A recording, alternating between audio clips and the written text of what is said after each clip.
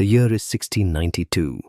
The place is a small farming village in Colonial, Massachusetts, a settlement so unremarkable that most maps of the time barely noted its name. Salem Village was not a town of wealth or influence. It was a place of mud roads, timber houses, and exhausted people trying to hold their lives together against forces they could neither see nor fully understand. To make sense of what happened there, you have to understand the world these people inhabited, not the world we imagine when we picture the past, stripped of its fear and its noise and its uncertainty, but the actual world. The daily texture of life in Puritan New England in the final decade of the 17th century. It was a world under pressure from nearly every direction at once. The Massachusetts Bay Colony had just emerged from one of the most destructive conflicts in the history of colonial America. King Philip's War, fought between 1675 and 1678, had torn through New England with a ferocity that stunned even those who had expected violence. More than 600 colonial soldiers died in the fighting. Dozens of towns were attacked. The town of Brookfield was burned to the ground. Lancaster was raided at dawn on a February morning, its residents killed or taken captive while the sun was still rising. When the war finally ended, it had killed a higher proportion of the colonial population than any conflict in American history before or since. The survivors did not simply recover and move on. They carried what they had seen.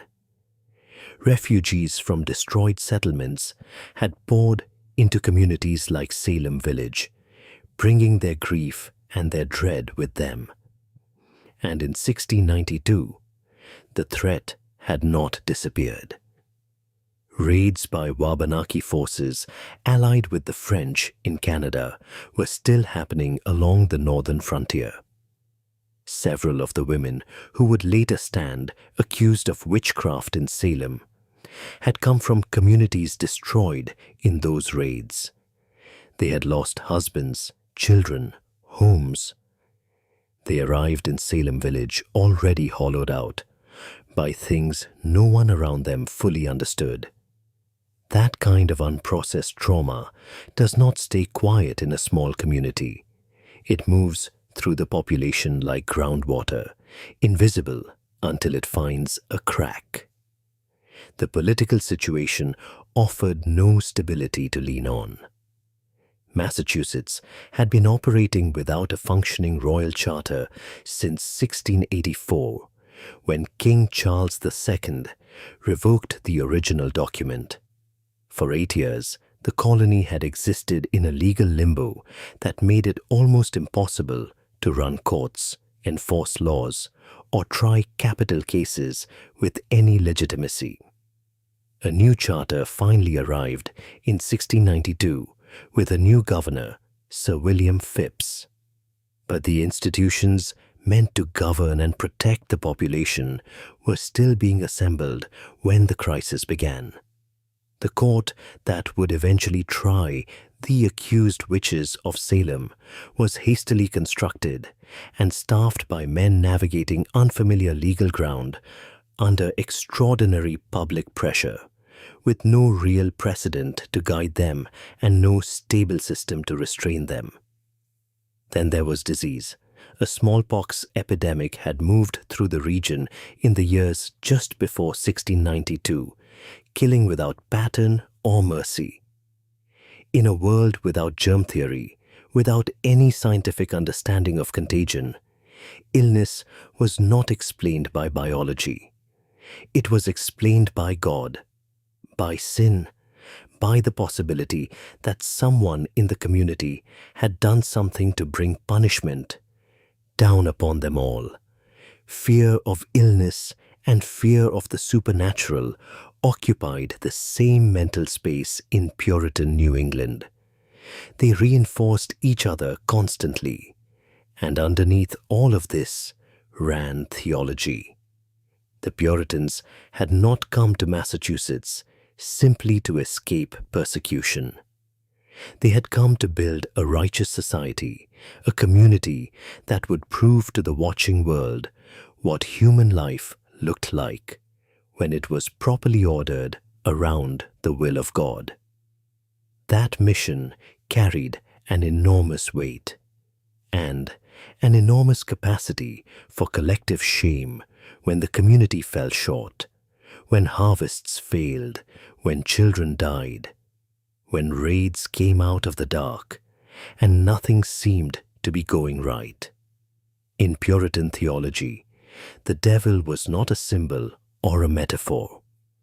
He was a real, active presence in the world, hunting souls and subverting communities with the specific intention of destroying God's work in New England. Witchcraft was not dismissed as superstition by educated men of this era. It was recognized in English law. It was documented in theology, and it had recently been documented much closer to home.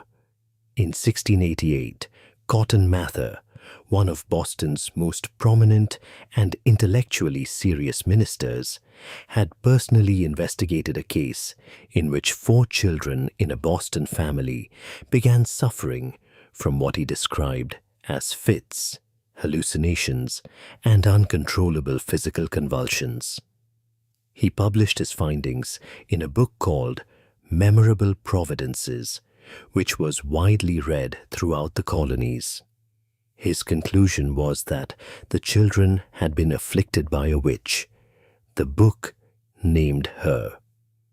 She was tried, convicted, and hanged.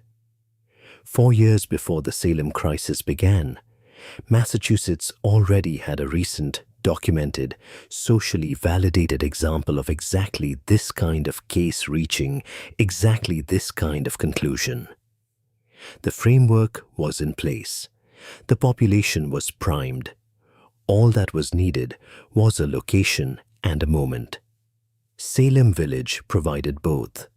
The village had spent years trying to separate officially from the larger town of Salem, whose sea merchants had grown wealthy while the farming families of the village struggled. That resentment had calcified into factions. The Putnam family, prosperous and well-connected within the village, stood on one side. Many of the people who would eventually be accused of witchcraft stood on the other. These were not random targets. They were neighbors, people with whom specific families had specific, long-running grievances. Into this community in 1689 came a minister named Samuel Parris. He was not an easy man. He had negotiated his salary and the ownership of the parsonage with a stubbornness that left lasting bitterness. And by 1692, a significant faction in the village wanted him removed. His daughter Betty, 9 years old, and his niece Abigail Williams, 11, lived with him in that parsonage, at the center of a community already pulling itself to pieces. In January of 1692, in the middle of a Massachusetts winter, those 2 girls began to behave strangely. This is the world they lived in, not the world of costumes and folklore, but a real place, full of real people carrying real fear, real grief, and real grievance. A community that had been given every reason to believe the worst was possible, and no reliable institution left to tell them otherwise. What happened next did not come from nowhere. It came from all of this. Betty Parris was 9 years old in January of 1692. She was the daughter of Samuel Parris, the minister of Salem Village, and she lived with him in the parsonage at the center of the community. Her cousin Abigail Williams was 11 and lived with them as well, an orphan taken in by the family. By all accounts, they were ordinary children in an ordinary Puritan household. Then, sometime in mid-January, Betty began to behave strangely. The symptoms came on gradually, and then all at once. She fell into fits. She screamed without apparent cause. She threw objects across the room. She contorted her body into positions that alarmed the adults around her. She complained of being pinched and bitten by invisible forces. Abigail Williams began exhibiting the same symptoms shortly after. The household was thrown into a state of fear and confusion that it would never fully recover from. Samuel Parris did what any Puritan father in his position would do. He called for the village doctor, William Griggs. Griggs examined the girls carefully. He could find no physical cause for what he was seeing. No fever, no visible injury, no illness he could name or treat. In the 17th century, medicine and theology occupied overlapping territory. When the body failed in ways that science could not explain, the explanation was often sought elsewhere. Griggs told Samuel Parris that the girls appeared to be under an evil hand. In the language of 1692, that meant one thing: witchcraft. The diagnosis moved through Salem village like a lit fuse. Other young women in the community began to show similar symptoms in the weeks that followed. Anne Putnam Jr., 12 years old, was among the first, then Mary Walcott, then Elizabeth Hubbard, then Mary Warren. Eventually, the number of afflicted girls would grow to include more than a dozen young women, ranging in age from 9 to 20. They writhed and screamed in public. They claimed to see spectral shapes tormenting them that no one else could see. They fell into trance-like states during meetings and church services. The community watched and did not know what to make of it. What made the situation particularly difficult to dismiss was the public nature of the symptoms. These were not private reports of strange dreams or quiet complaints made in a bedroom. The fits happened in front of witnesses. They happened in church. They happened during the formal examinations that would follow. The afflicted girls collapsed, convulsed, and cried out in the presence of ministers, magistrates, and crowds of ordinary villagers. Whatever was happening to them, it was visible, dramatic, and impossible to ignore. Historians have debated the cause of the girls' behavior for centuries and have never reached a settled conclusion. Some have argued for mass hysteria, a documented psychological phenomenon in which symptoms spread through a group in the absence of physical cause, fueled by fear and social contagion. Others have pointed to ergot poisoning, a fungal contamination of rye that can produce hallucinations and convulsions, and that was present in the region. Still others have argued that the girls, or at least some of them, were performing deliberately, either to gain attention, to escape the severe constraints of Puritan childhood, or to direct accusations toward people their families already resented. The historical record cannot tell us with certainty. What it can tell us is that the symptoms were real enough to be believed, and that belief was what mattered. Under increasing pressure from the adults around them to name their tormentors, the girls eventually did. In February of 1692, they gave 3 names. The first was Tituba, an enslaved woman from Barbados who worked in the Parris household and who had reportedly been telling the children stories from her homeland. The second was Sarah Good, a homeless woman who begged for food and shelter around the village and who had a reputation for muttering curses at those who turned her away. The third was Sarah Osborne, an elderly woman who had not attended church in over a year, a serious transgression in a community that interpreted absence from worship as evidence of spiritual failure. The three women had something in common beyond the accusations. They were all, in different ways, people the community had already marked as troublesome or outside its norms. Tituba was an enslaved woman of color in a society structured around race and servitude. Sarah Good was poor, homeless, and openly angry about her circumstances. Sarah Osborne had violated community expectations and faced no social consequence for doing so. They were, in the eyes of Salem Village, already suspicious.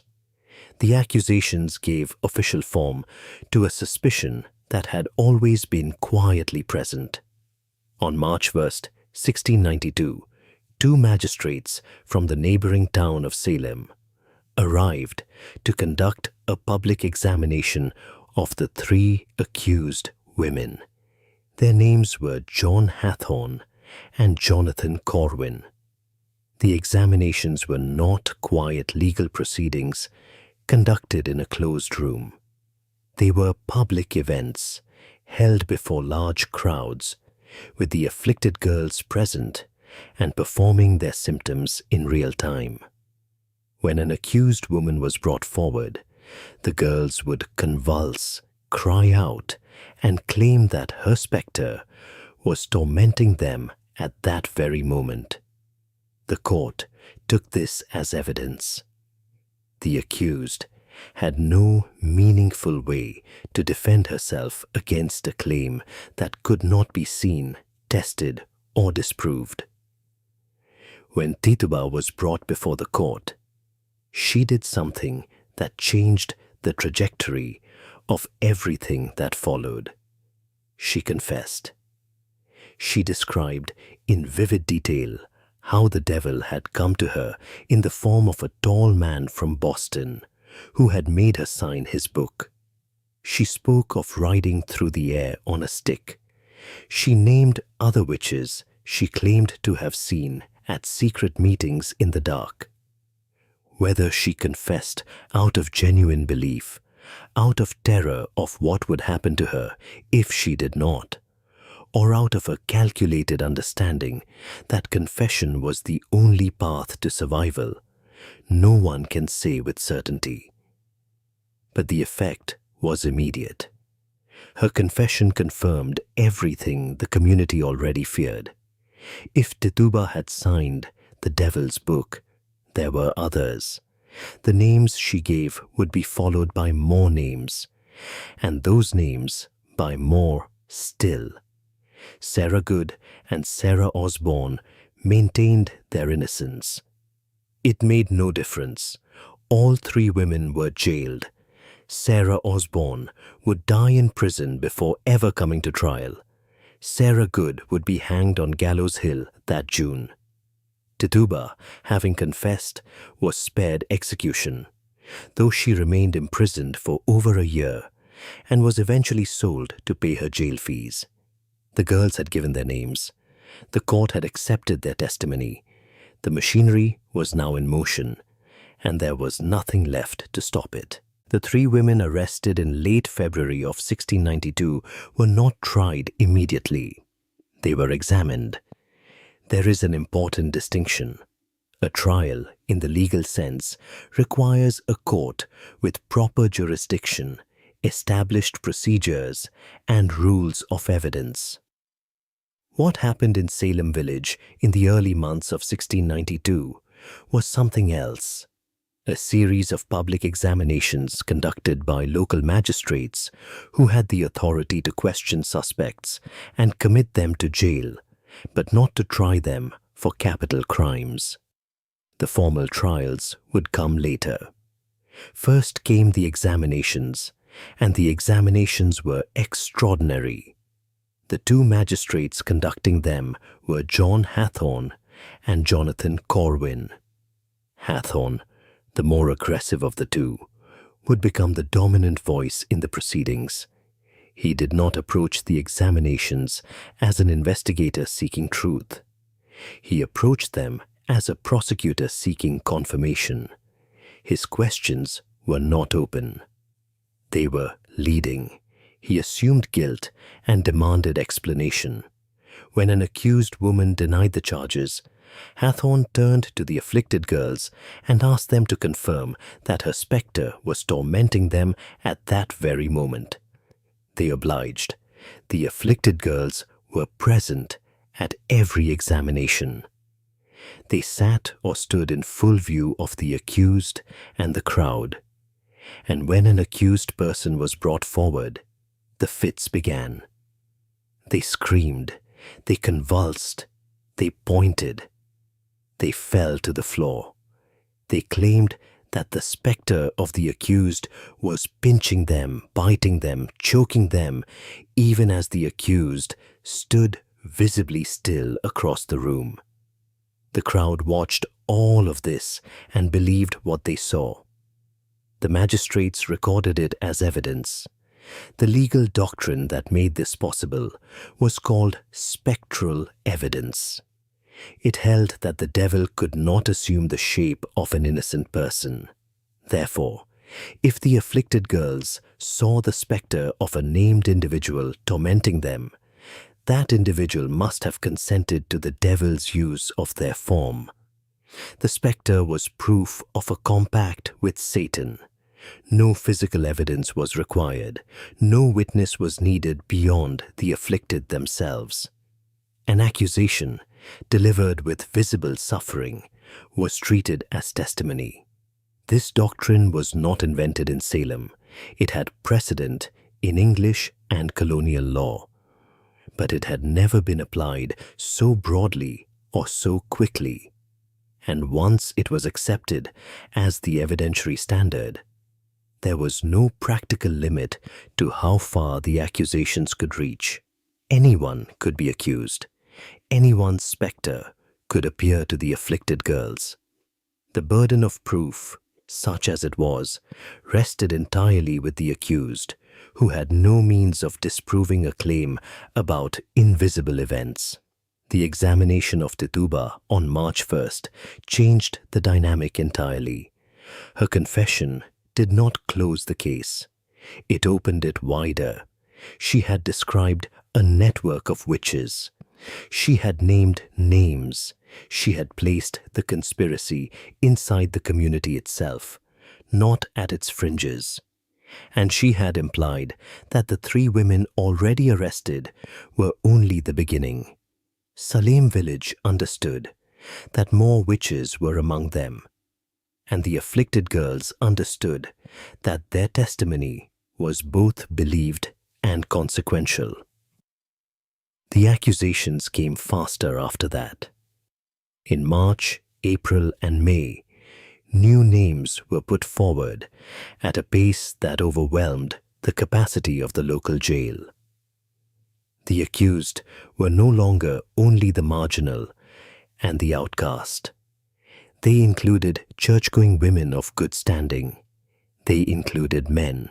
They included a 4-year-old girl named Dorcas Good, the daughter of Sarah Good, who was jailed after one of the afflicted girls claimed her spectre had bitten her and left a mark.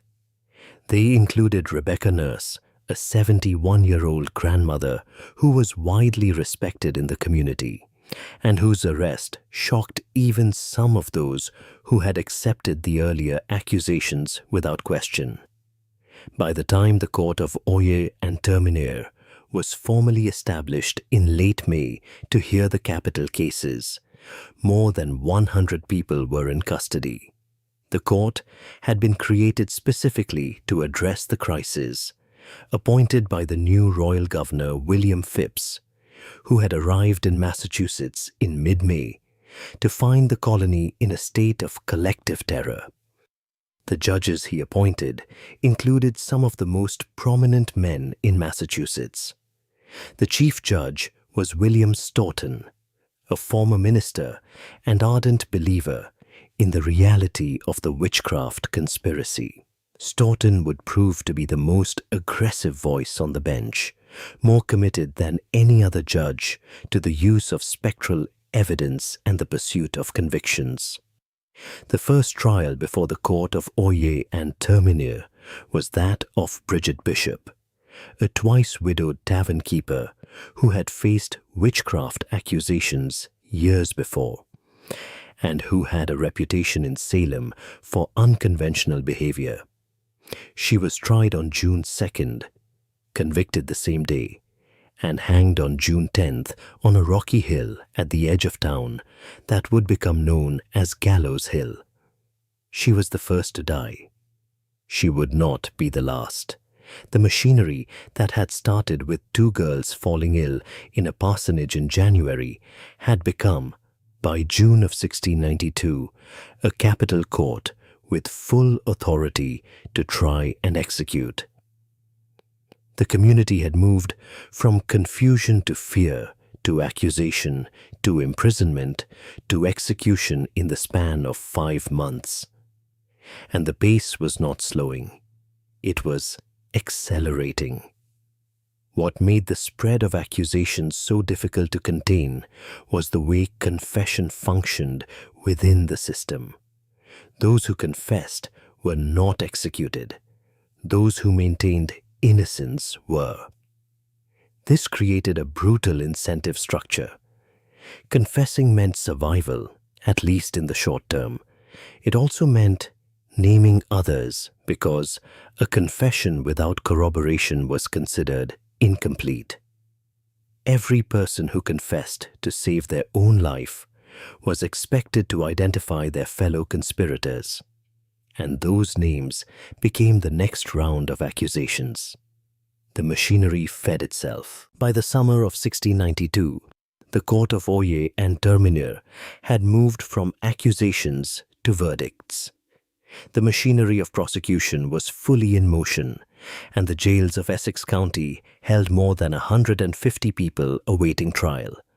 The court worked quickly, and it showed no mercy. The first to be executed was Bridget Bishop. She had been accused before, years earlier, and the rumors about her had never entirely faded. On June 10, 1692, she was hanged on a hill outside Salem town that would come to be known as Gallows Hill. She was the only person executed that day. The court paused briefly afterward, not from doubt, but to consult further with the colony's ministers on the validity of spectral evidence. The ministers largely affirmed it. The hangings resumed. On July 19th, 5 more were executed together. Sarah Good, Rebecca Nurse, Susanna Martin, Elizabeth Howe, and Sarah Wilds were taken from the jail, transported by cart through the town, and hanged one after another on the same hill. Rebecca Nurse was among the most respected women in Salem village. She had initially been found not guilty by the jury, a rare outcome. The judges sent the jury back to reconsider. They returned a guilty verdict. Governor Phipps signed the death warrant. She was 71 years old. The executions continued. On August 19th, 5 more were hanged, including the Reverend George Burroughs, a former minister of Salem Village, who had long been suspected of dark influence over the community. Burroughs recited the Lord's Prayer perfectly from the scaffold, something that prevailing belief held a witch could not do. The crowd was visibly shaken. Cotton Mather, present on horseback, addressed the onlookers and urged them not to be swayed. The hanging proceeded. On September 22nd, 8 more people were executed in a single day. It was the largest single group execution of the entire crisis. Among them were Martha Corey, whose husband Giles had not yet been brought to trial, and Mary Easty, the sister of Rebecca Nurse.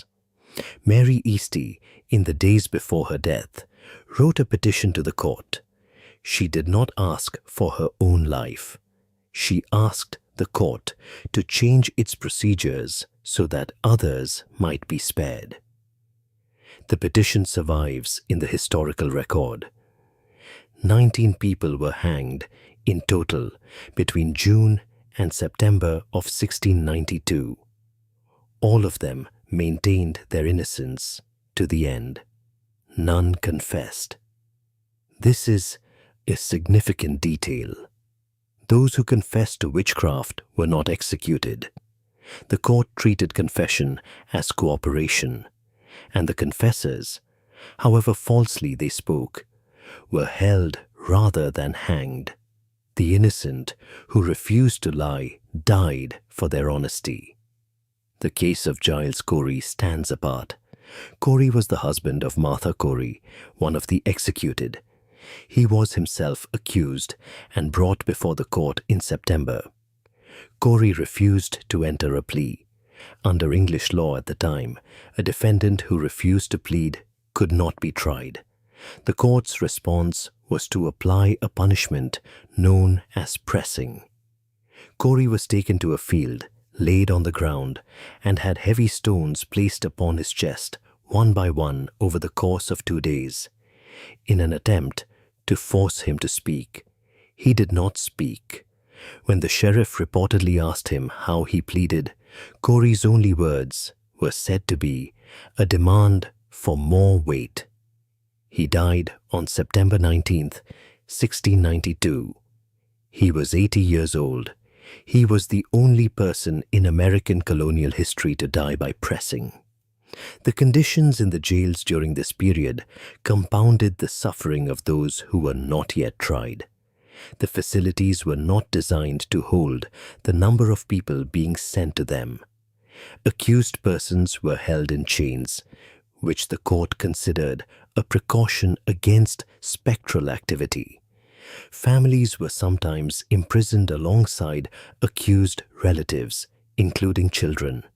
At least 5 people died in custody before they could be brought to trial. Among them, Sarah Osborne, one of the first 3 accused, and Anne Foster, an elderly woman from Andover. They died not by execution, but from the conditions of confinement itself. The financial toll on the accused and their families was severe.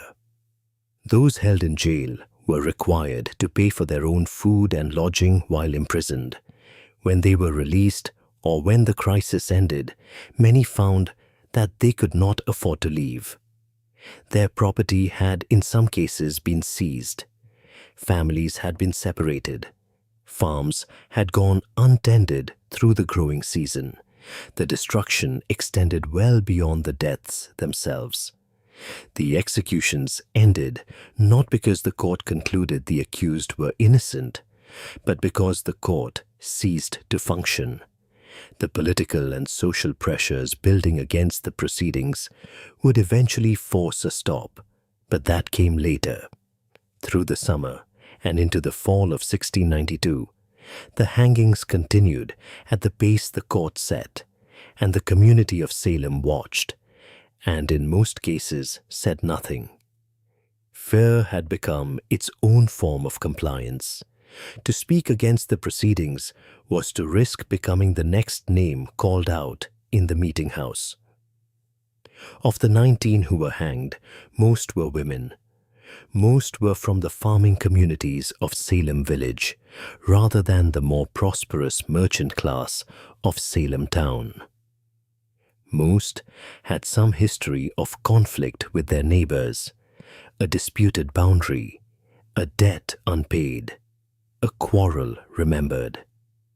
The accusations did not emerge from nothing. They followed the fault lines that already existed in the community, and the court gave those fault lines the force of law. The executions of September 22nd marked the peak of the crisis.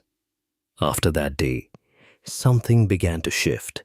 The accusations had spread far beyond Salem Village, reaching into towns across Essex County and beyond. By the fall of 1692, more than 150 people remained in jail. The court's own logic was beginning to turn against it. The first significant crack came from within the clergy. Increase Mather, one of the most respected ministers in Massachusetts and the father of Cotton Mather, had grown troubled by the court's reliance on spectral evidence. In October 1692, he completed a treatise titled Cases of Conscience Concerning Evil Spirits. His argument was careful and measured. He did not deny the existence of witchcraft. He argued that the devil could assume the shape of an innocent person, and that spectral evidence alone was therefore not sufficient to condemn anyone. His conclusion, widely quoted afterward, was that it was better for 10 suspected witches to escape than for one innocent person to die. The treatise was signed by 14 other ministers. It did not immediately stop the court, but it removed the theological foundation that had justified the proceedings.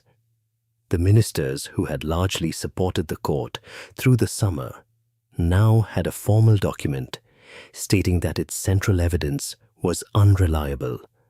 Governor William Phips had authorized the court of Oyer and Terminer in May. He had been largely absent from the colony during the summer, engaged in military matters on the northern frontier.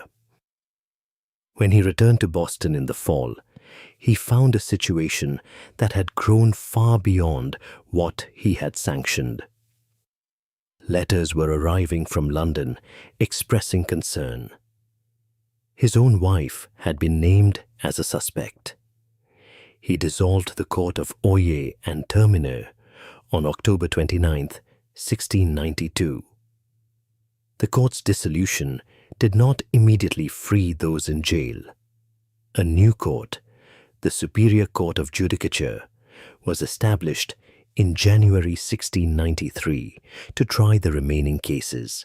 Phips issued new guidelines. Spectral evidence would no longer be admitted. Without it, the prosecutions collapsed almost immediately. The Superior Court acquitted 49 of the 52 defendants who came before it. The remaining 3 were convicted, but subsequently pardoned by Phips.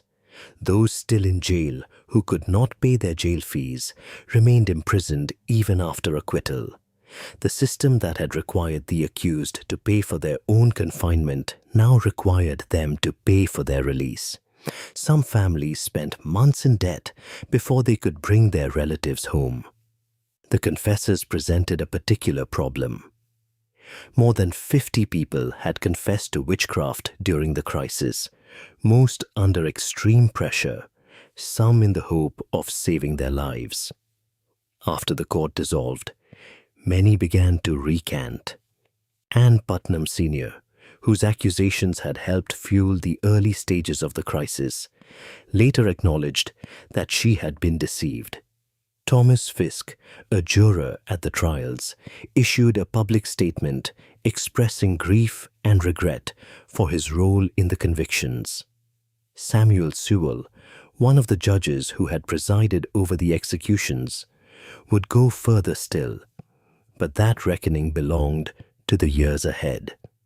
The last execution had taken place on September 22, 1692.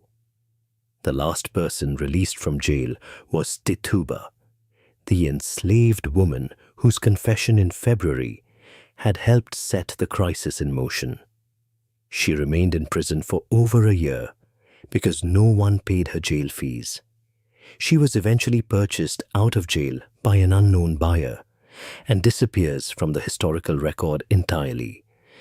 The collapse of the court did not feel like justice to the families of those who had been executed.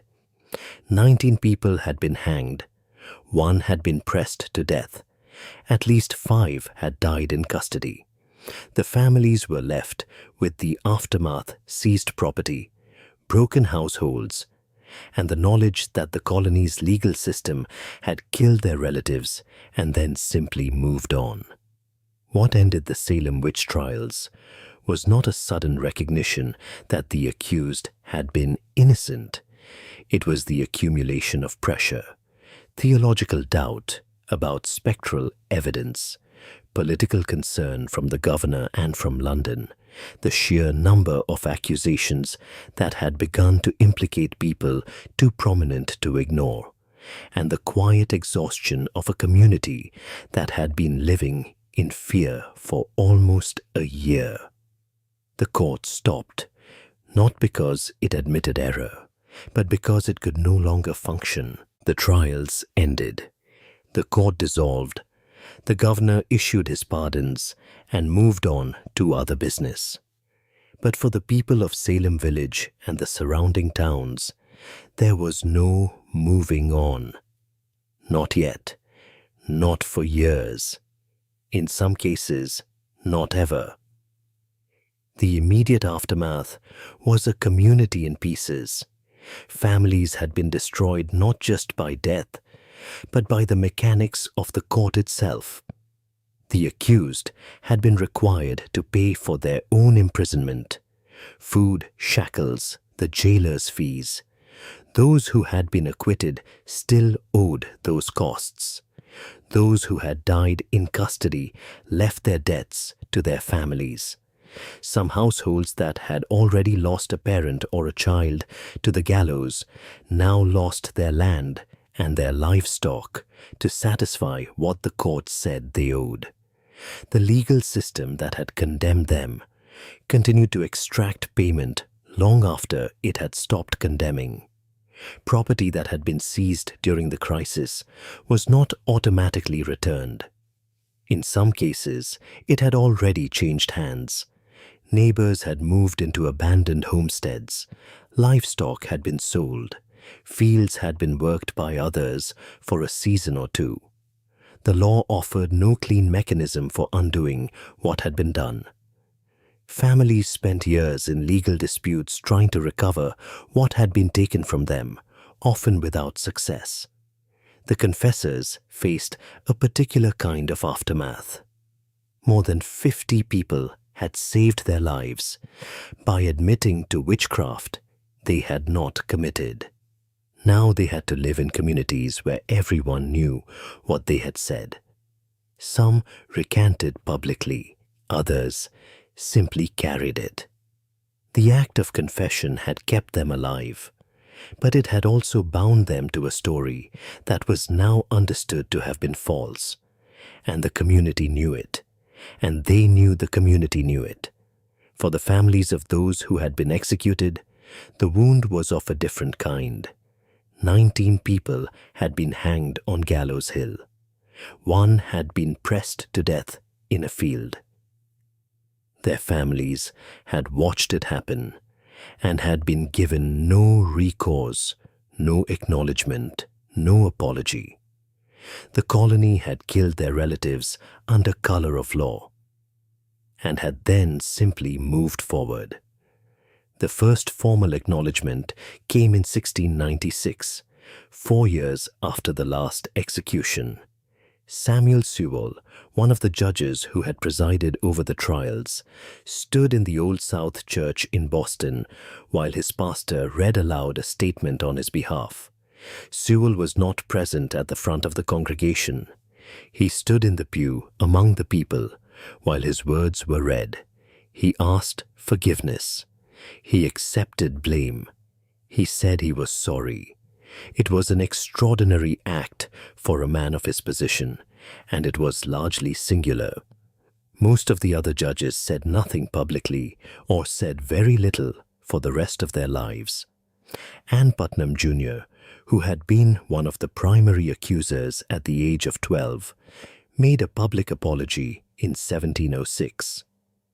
She stood before the congregation of Salem Village Church, and her statement was read aloud. She said she had been deluded by Satan. She did not name the people she had helped send to their deaths, but everyone in the room knew who they were. It was the only public apology ever made by one of the original accusers. The Massachusetts legislature acted in 1711, nearly 2 decades after the crisis. They passed a bill reversing the attainders, the legal judgments against many of the condemned, and they appropriated funds to compensate the families. The total amount was £578, distributed among the survivors and heirs of those who had been executed or had died in custody. It was not nothing. It was also not much. It did not reach everyone. Several families received nothing because their relatives had not been included in the reversal. The names of some of those executed were not fully cleared by the legislature for another 300 years. In 2001, the Massachusetts legislature passed a resolution formally clearing the names of the remaining accused who had not yet been exonerated. In 2022, on the 330th anniversary of the trials, the state Senate passed a resolution specifically exonerating Elizabeth Johnson Jr., one of the last names that had not been formally cleared. She had been convicted and sentenced to death in 1693. She had never been hanged, but she had also never been pardoned or exonerated in her lifetime. The resolution clearing her name passed in 2022 because an 8th grade civics class in North Andover had taken up her case as a project and pushed it through the legislature. 330 years. What Salem left behind was not just grief and property disputes. It left a question that the colony and then the country never entirely stopped asking.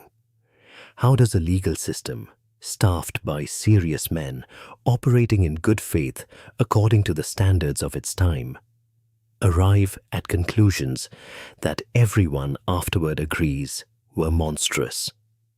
The answer that emerged from Salem, slowly and incompletely, was that evidence standards matter, that the intensity of belief in an accusation is not evidence of its truth, that a court under social pressure will tend to confirm what the community already wants to believe. These were not new ideas. They were articulated before Salem, and they were articulated during it. Increase Mather said as much in his treatise. Thomas Prattle, a Boston merchant and scientist, wrote a letter in October 1692, laying out with remarkable clarity exactly why the court's methods were unreliable. His letter circulated privately. It was read by the governor. It contributed to the dissolution of the court, but it was not enough to stop the hangings before they happened. Nothing was. Salem did not teach the lesson once and settle the question permanently. The same mechanisms, social pressure, institutional momentum, the willingness of good people to accept bad evidence when the stakes feel high enough, have appeared again and again in the centuries since. Salem is remembered not because it was unique, but because it was documented, because the records survived, because the people who lived through it wrote things down. The names are still there. The testimony is still there. The receipts for jail fees paid by people who were innocent are still there. That is what remains. When the trials finally ended, Salem did not return to normal. The village that emerged in 1693 was quieter, emptier, and carrying a weight it could not name. 25 people were dead, 19 had been hanged, 1 pressed beneath stones, and at least 5 had died in jail. Nearly every family had lost someone or accused someone. Neighbors who had testified against neighbors now shared the same pews. The community that had once gathered in faith now stood apart, divided by everything that had been said. In January of 1697, Massachusetts held a day of public fasting and repentance. Judge Samuel Sewell stood in his Boston church while his confession was read aloud. He took the blame and the shame of it upon himself, asking pardon of God and of men. He was the only judge of the court ever to do so. Others carried their guilt in silence. 12 of the jurors signed a statement admitting they had been sadly deluded and mistaken, unable to withstand the delusions of the time. Official repair came slowly. In 1711, the colony passed an act reversing the convictions of 22 of the condemned, restoring their names more than 18 years later. The colony also paid compensation. £578 were divided among the survivors and the families of the dead, payment for lives that could not be returned. For many families, the money meant little.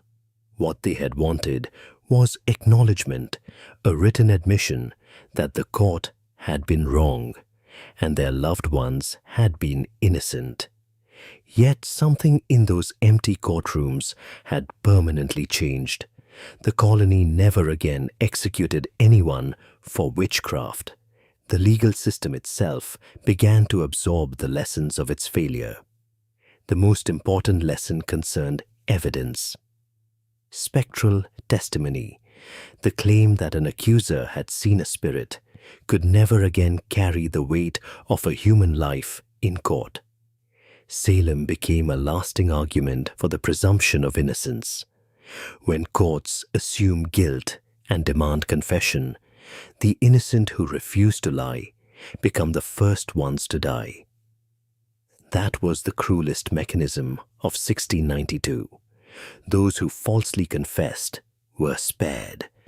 Those who told the truth and maintained their innocence were the ones who hanged. 2.5 centuries later, the pattern returned in a different room. In the 1950s, American hearing rooms filled with accusations that no one could safely deny. Senator Joseph McCarthy claimed communists had infiltrated the government. The accused were summoned before committees, pressed to confess, and pressed to name others, just as Salem had pressed before. An accusation alone was enough to end a career. Thousands of Americans lost jobs, reputations, and friendships without any trial at all. The accusation itself had quietly become the punishment. A playwright named Arthur Miller watched it happen and recognized the shape of it. He traveled to Salem in 1952 and read through the original court records himself. The result was The Crucible, first performed in 1953. On its surface, it was a play about Salem. Everyone in the audience understood it was really about the present. Miller himself was later called before the same kind of committee. He refused to name others. He was cited for contempt of Congress, a charge later overturned on appeal. The word witch hunt entered the language as shorthand for something specific. A community gripped by fear, certain of an enemy within, and willing to abandon its own standards. Salem also left a quieter legacy, the example of those who would not lie. Rebecca Nurse went to the gallows rather than confess to something she had not done.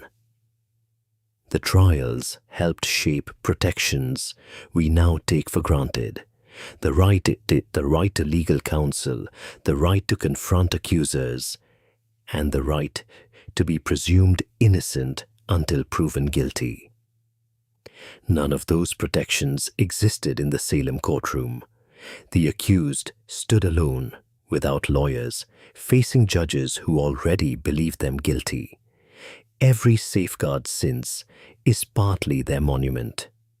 Historians still study the surviving records, nearly 1,000 documents of arrest warrants, examinations, and petitions. They remain one of the most complete archives of injustice ever preserved. The trials also changed how Americans think about church and state. Salem showed what can happen when religious certainty and legal power merge into a single instrument without restraint. The work of remembering never fully ended. In 2001, Massachusetts formally cleared the names of the final 5 women whose convictions had still never been officially reversed. And in 2022, the last remaining conviction was finally overturned. Elizabeth Johnson Jr. was exonerated 329 years after she was condemned to die. Perhaps the hardest lesson is about ordinary people. The accusers were not monsters. They were neighbors, churchgoers, and children, swept along by fear, until fear became its own proof. 3 centuries have passed, and Salem Village has become the modern town of Danvers, its fields built over, its old houses mostly gone. The geography faded, the questions never did. How does a community come to kill its own? How do reasonable people convince themselves that fear is evidence? Salem offers no comfort, only the record of what happened. The safeguards born from that record are not self-sustaining. Due process survives only as long as people insist on it, especially in the moments when fear makes insisting feel dangerous. Today, millions of Americans descend from the accused and the accusers alike. The story belongs to both lines now, a shared inheritance of caution passed quietly down the generations. On Gallows Hill, the evening comes quietly now. The trials ended more than 3 centuries ago. The duty to remember why they happened has no ending at all.